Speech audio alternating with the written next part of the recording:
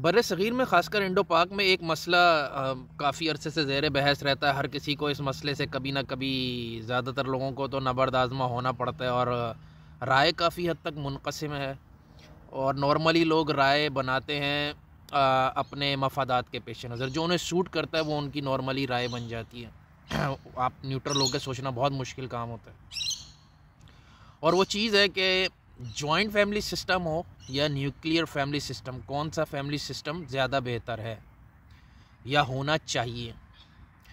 तो इस पे एक उमूमी तौर पे जैसे मैंने कहा कि मफ़ादात के ऊपर है, जिसके जिस वक्त जो मफ़ादात उससे दिखते हैं वो नॉर्मल वो राय बनाता है। लेकिन अगर हम ज़्यादातर ओवरऑल देखें तो मर्द ज़्यादातर हामी होंगे जॉइंट फैमिली सिस्टम के और ख़वातीन ज़्यादातर हामी होंगी न्यूक्लियर फैमिली सिस्टम की, यानी कि अलग रहने की।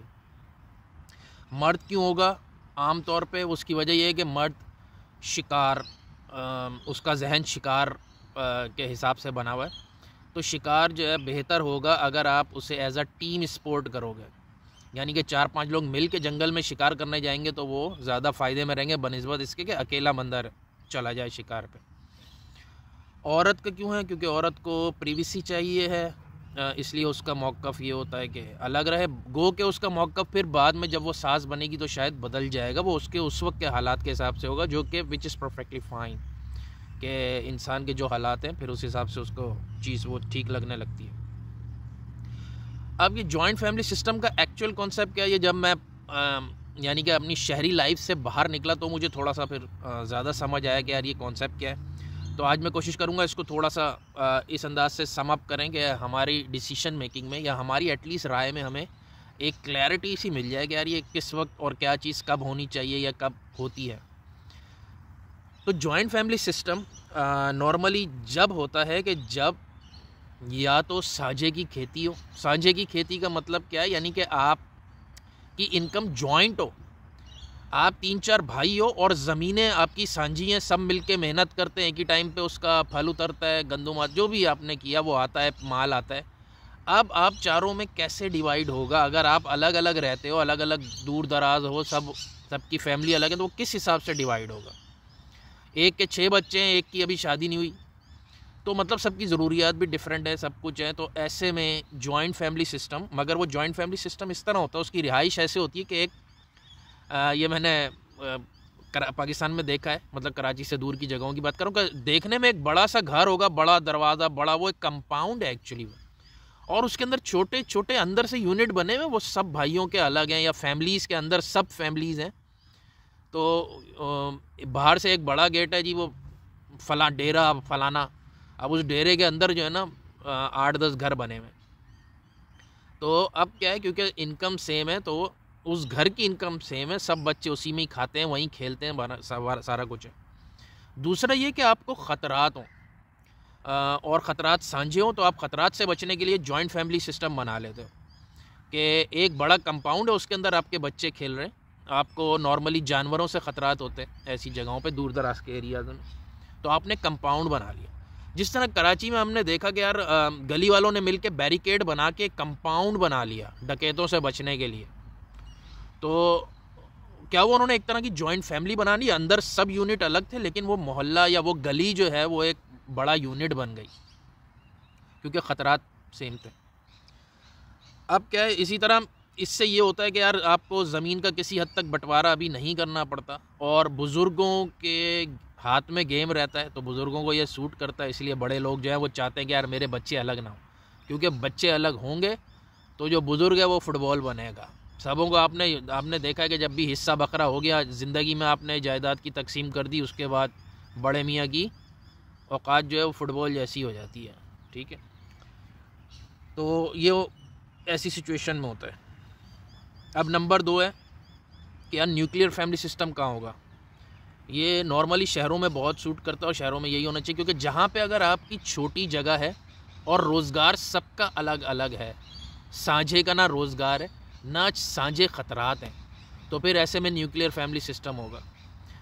अब हम जैसे अगर कराची छोड़ें, मतलब शहरी ज़िंदगी की बात कर रहे हैं कि अगर आपका छोटे से ही घर होते हैं, मतलब 200 गज़, 250 गज़, 120 गज़, 400 गज़, मतलब 10 मरला, 5 मरला वगैरह वगैरह, तो इसमें ज़ाहिर है ज़्यादा फैमिली रहेंगी तो एटलीस्ट प्रीवियसली जो है वो तो मुतासिर होगी ही होगी, क्योंकि मर्द तो अपनी फैमिली में रह रहा है, लेकिन औरत के लिए मतलब वो अजनबी चेहरों में आई है, तो उसके लिए ये तकलीफ़ दे होगा और ज़ाहिर है उसकी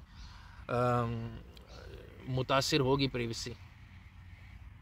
अब तीसरा सिचुएशन ये हो सकती है कि यार कुछ लोग चाहते हैं कि यार हम मिल के रहें, लेकिन शहरी ज़िंदगी या उधर इनकम अलग अलग होने की वजह से या फटेबाजियों की वजह से आप नहीं रह सकते, तो उसमें ये होता है कि यार घर भी एक ही है, विरासत का फ़लाना, तो उसमें ये होता है कि यार आप नीचे ऊपर अलग बना लो, और वो इतना अलग हो कि मतलब किचन अलग हो जाए ताकि आपके ख़र्चे अलग हो जाएं, और प्राइवेसी के लिए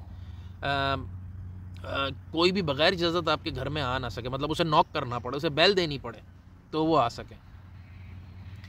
अब जो लोग आर्गूमेंट देते हैं अक्सर के यार नहीं जी यहाँ तो ये जॉइंट फैमिली अच्छा है, फ़लाना है, शहरों की बात हो रही है, और यहाँ तो वैसे तो कबूल नहीं होता, लेकिन अगर दुबई जाते हैं तो दो दो फैमिलियाँ एक ही फ्लैट में रह रही हैं। अब वो मजबूरी की कहानियाँ, फिर मजबूरी तो फिर क्या करें कि मजबूरी होती है। या शहरों में भी अगर भले अलग अलग इनकम है भाइयों की, लेकिन इतनी नहीं है किसी की भी सेपरेट कि वो अकेले अपना घर को चला सके, तो आप मिल के रह लेते हो, तो अब उसमें ज़ाहिर है उसके फिर अपने प्रॉब्लम्स हैं। अच्छा, अब इसमें ये होता है कि जो फड्डेबाजियों की बहुत सारी जड़ें हैं वो यहाँ पे मिलती हैं कि न्यूक्लियर फैमिली में क्या माँ बाप उसका हिस्सा होते हैं। मतलब एक शादीशुदा कपल है तो उसमें जो हस्बैंड है उसके माँ या बाप या दोनों, क्या ये उस फैमिली का हिस्सा होते हैं? तो उसूली तौर पे तो नहीं होते। मतलब एडल्ट जो कपल है वो और उसके बच्चे एक फैमिली बनाते हैं, माँ बाप का उसमें नहीं है। लेकिन उसमें सिचुएशन ये है कि जैसे हमारा माशरा है जहाँ पे रियासत ज़ाहिर है वो नहीं संभालती अपने शहरियों को, उसे यही नहीं पता मरदमशुमारी होती है, अभी पता ही नहीं चलेगा किसकी कितनी आबादी है, वो रो रहा होगा।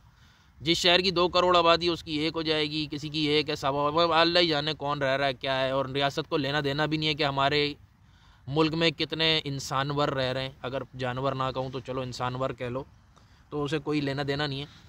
तो ऐसे में एक चीज़ ये है कि ज़ाहिर है वो ये बातें शादी से पहले क्लियर हो जाएं तो ज़्यादा बेहतर है। लेकिन एक चीज़ है कि अगर कोई बच्चा इकलौता है तो ज़ाहिर है उसके माँ बाप को उसकी as a nuclear family consider करना चाहिए हमारे जैसे माशरों में, और ये बात पहले से होनी चाहिए कि ज़ाहिर है भाई माँ बाप तो साथ रहेंगे। हाँ, बाद की सिचुएशंस के लिए भी बेहतर यही है कि पहले डिस्कशन हो जाए, क्योंकि बाद की सिचुएशन ऐसे होती है कि यार थे तो 3 भाई, लेकिन उसमें से 2 बाहर निकल गए, अब एक के ऊपर अम्मा अब्बा आ गए, उसकी इनकम कम थी, फलाना था, तो वो अब घर में जो है ना प्रॉब्लम्स का बाइस बन रही हैं चीज़ें वगैरह वगैरह।